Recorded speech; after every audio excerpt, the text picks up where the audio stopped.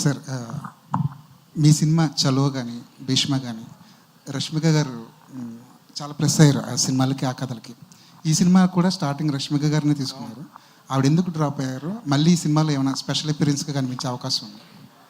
Actually అండి మా cinema ఒప్పుకునే టైంకే రష్మికకి ఇంకొక 2 సినిమాలు ఉన్నాయి ప్యారలల్గా. అండ్ ఇంక్లూడింగ్ అంటే 2 సినిమాలు హిందీలో ఉన్నాయి అండ్ ఇంక్లూడింగ్ పుష్ప కూడా ఉంది. సో ఎప్పుడైతే మేము డేట్లు ఇస్తున్నామో సేమ్ డేట్లు అన్నీ కూడా మిగతా సినిమాలకు కూడా ఉన్నాయి. సో ఇక అసలు అందరూ ఎట్లా ఉంటుందంటే ఇక 2 డేస్కి లేకపోతే 3 డేస్కి షెడ్యూల్స్ ప్లాన్ చేసుకోలేక అది ఎవరికి ఫీజిబుల్ కాదని చెప్పి సో ఈ సినిమా వరకు ఓకే డ్రాప్ అవుదాం అని అనుకున్నామండి. సో మొత్తం అందరూ కలిసి ప్రొడక్షన్ మేము అందరం కలిసి తీసుకున్న కాల్ అండి. స్పెషల్ అపియరెన్స్ అంటే స్పెషల్ అపియరెన్స్కి అసలు స్కోప్ లేదు ఈ సినిమాలో. సో దీంట్లో అయితే ఏం లేదండి. వెంకీ గారు, పుష్ప అనగానే డేవిడ్ వార్నర్ గారు గుర్తొస్తారు మనకి.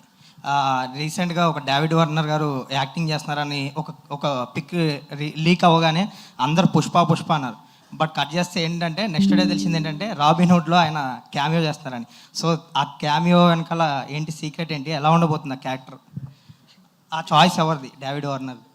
బేసిక్ ఇది టైం వచ్చినప్పుడు రివీల్ చేస్తాం. గుర్తులేదు.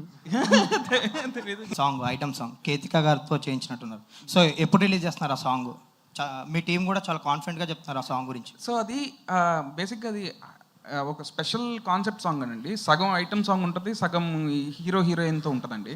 సో అది ఒకసారి అందరితో డిస్కస్ చేసి ఎప్పుడు రిలీజ్ చేస్తే బెటర్ అని దాన్ని బట్టి ఇస్తామండి. నితిన్ గారు, మీరు ఎక్స్ట్రాడినరీ మెన్ టైంలో శ్రీలీల గారు సరిగ్గా డేట్స్ ఇవ్వలేదు అయ్యని ఫన్నీ వేలో చెప్పారు. ఈ సినిమాకి బాగానే ఇచ్చారు డేట్స్, కావాల్సిన డేట్స్. అప్పుడు చాలా బిజీగా ఉన్నారు ఆవిడ. మీరు ఆ ప్రెస్ మీట్లో కూడా చెప్పారు వెంకీకి.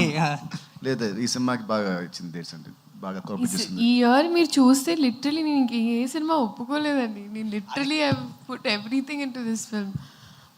నితిన్ గారు అలా కామెంట్ చేశారు కాబట్టి ఇంకా ఈ సినిమాకే ఇచ్చారా? లేదు ఆయన అప్పటికి నాకు. నితిన్ గారు, నవీన్ గారు